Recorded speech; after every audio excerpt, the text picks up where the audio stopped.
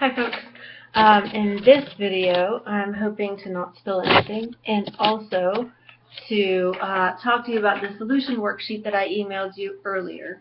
Is this like, let me wipe off the camera and see if it looks clearer. Hold on, excuse me. Maybe it won't be so blurry, or maybe it's just bad quality, but anyhow, it goes really fast to upload when you shoot from a webcam. Who knew?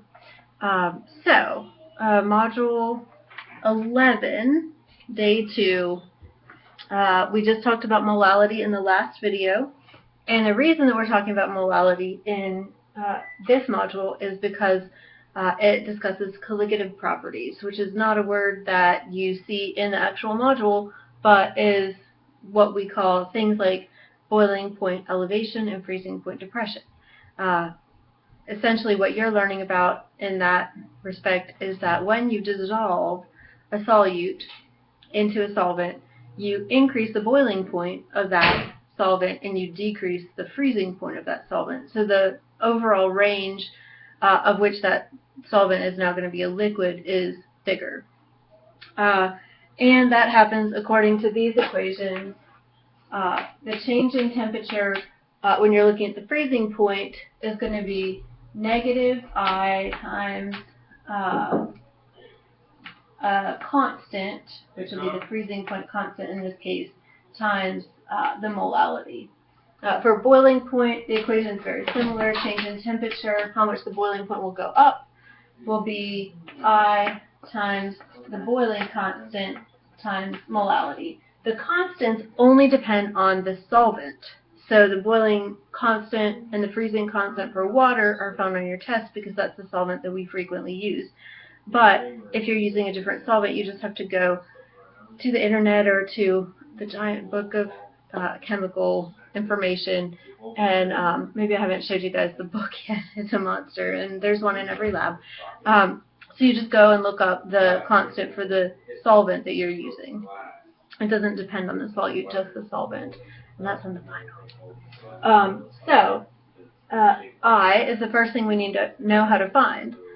For ionic compounds, I is just how many ions one molecule of that substance would split into when it dissolves, right? Because it always forms its ions when it dissolves.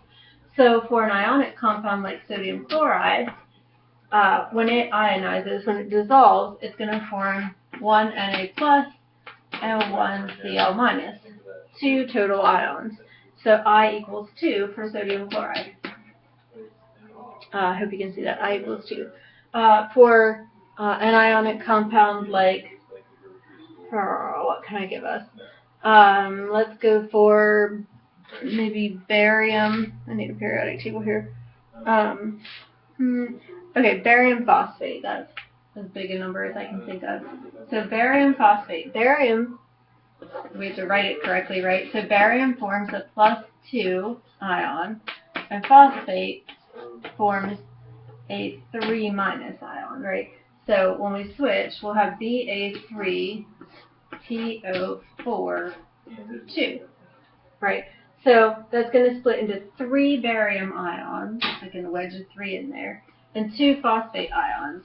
So that'll be 3 plus 2, 5 total ions. So for that, I is going to equal 5 for barium phosphate.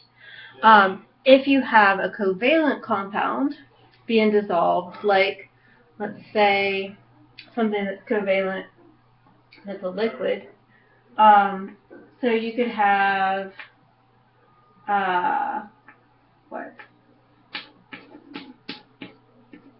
pH3. pH3 is a liquid, I hope. So pH3, remember, both are nonmetals, so this is covalent. It doesn't split into ions when it dissolves. It just dissolves as one entire covalently bonded molecule. So I, for that, is just going to be 1, because it stays 1 particle when it dissolves. Okay? So I, for every single covalent, when it dissolves, is always 1. So you must think, is this thing ionic or covalent, before you go deciding what the I is for it.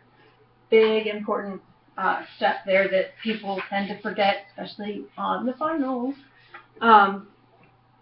So, finding I is easy. If it's an ionic, how many pieces does it become when it dissolves? If it's a covalent, I is 1. The constant is easy. It'll be at the top of your test because we'll use water. If we don't use water, we'll give you the constant, or you could look it up if you're in the lab in college. Molality, you either have to calculate based on the grams and the kilograms of solvent, grams of solute and kilograms of solvent, or it'll just be given to you. You'll find a stock bottle on the shelf, and you'll say, oh, look, a 0.75 molar solution, molal solution. If it's molarity, you have to figure it out, I guess. So there's our equations for the freezing point depression, boiling point elevation, and we'll do some problems when we do practice problems about that.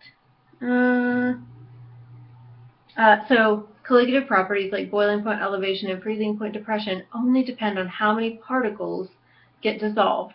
So if you throw in some dirt to a pot of boiling water, the boiling point will increase because particles are dissolved in it. Maybe it would be hard to figure out how many particles, but if you want to salt your sidewalk, using barium chloride will lower the freezing point more than using sodium chloride because barium chloride's I is greater. So if you make I bigger, delta T is going to be bigger. That's going to mean the freezing point is going to be lower. One key point I'll say now, I'll repeat myself 4 times, but it's important, is water has a freezing point of 0 degrees Celsius, and it has a boiling point of 100 degrees Celsius. And you have to do a final step. When you calculate delta T, that's not enough in a problem. The final step of each of these problems is going to be that you have to actually tell what the freezing point is, not what the change in temperature is. So hopefully you'll see that worked out when we do a problem. I think that's really all I wanted to talk about before we do the worksheet. So hopefully you printed out a copy of this worksheet that says solutions at the top, and you've given it a go, and now we'll talk about it. So part of it is a review of last week, which you guys did great with. I'm sure you'll be fine. So it says a solution of salt water is made. We just made some. Salt is what and water is what. So hopefully you filled in. If not, pause the video and do the work. But salt will be the solute and water is the solvent. Number 2 says heating the solvent does what to the solubility of a solid in a liquid. So salt is a solid solute. Water is a liquid solvent. If we heat that, what will happen to the solubility? So heating the solvent will increase the solubility of a solid in a liquid. And we talked about why that is, that you have more movement, so more chances of collision with the solvent particles and the solute particles. And solubility, of course, you have to remember, doesn't just mean the rate at which something dissolves. It actually means how much solute can be dissolved into the solvent before the solution is saturated. So heating is the only way to actually increase solubility that we've talked about. We've talked about other factors that increase rate of dissolving, but heating is the way to increase actual amount of stuff you can get to dissolve before you're saturated. So that's a key point of this module. But if you have a gas dissolved in a liquid, like a soda, then what will heating do? So in number 3 it says heating the solvent will do what to solubility of a gas in a liquid? So you all know if your soda gets warm, it is going to go flat. And that's because gas, the carbon dioxide gas that's dissolved in your soda, undissolves. It comes out of solution when the solvent, which is water, gets hot or warm or at all warmer than it was. So solubility, the amount of gas that can be dissolved in a liquid, decreases as the temperature increases. So keeping your soda cold is good, right? It stays fizzy that way because the fizziness comes from a gas dissolved in the liquid.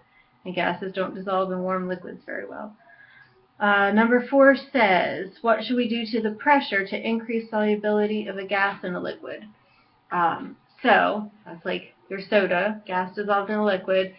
Pressure, keep the lid on to keep it fizzy, or take the lid off to keep it fizzy. Well, we all know your soda doesn't go flat fast.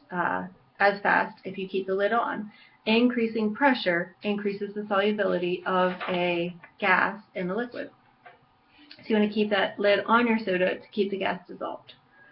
So number 5 says a recipe calls for flat ginger ale. Ugh. But when you bake, it doesn't matter, right? Oops, got a problem here.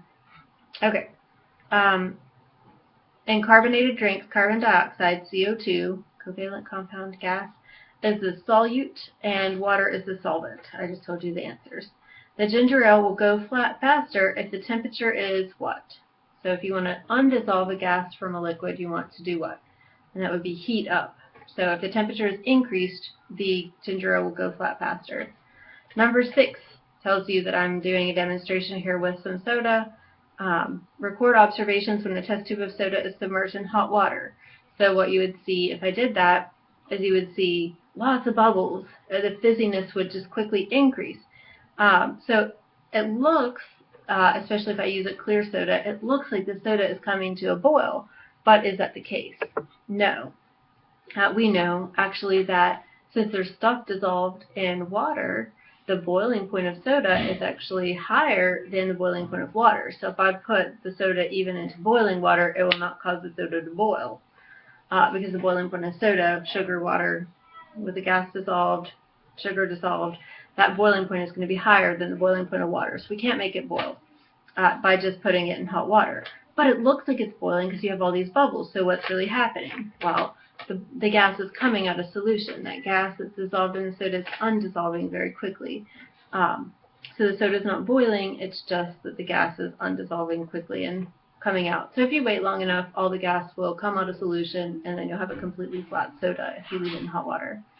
Number 7 says kosher salt has large pieces of sodium chloride, and popcorn salt has small pieces of sodium chloride, which will dissolve faster in water.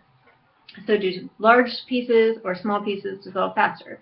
So we talked about this last week, how surface area really matters when it comes to dissolving. The more collisions that you can have between your solvent and your solute, the easier it is for stuff to dissolve. So smaller pieces dissolve faster than bigger pieces. So the popcorn salt will dissolve faster than the kosher salt, but the same amount will eventually dissolve in a given amount of water because they're both sodium chloride. And let's see. I'm going to go through 2 more questions and then hit pause to upload this video, so hold tight. Would a greater mass, there's Matthew, he really wants some attention. Would a greater mass of the popcorn salt dissolve than the kosher salt? No, they're both sodium chloride. It's just that the smaller pieces will dissolve faster. Number 8 says, what other things can you do to make a solid dissolve faster in a liquid? And that would be stirring and crushing, just increasing the number of collisions. And number 9 says, what can you do to make more solid dissolve faster in a liquid? Well, raising the temperature is the way to get more to dissolve and to get it to dissolve faster. Raising the temperature does both, whereas crushing, stirring, shaking, those kind of things only increase the speed, but not the amount that can dissolve. So I'm going to hit pause now and be back in a little bit.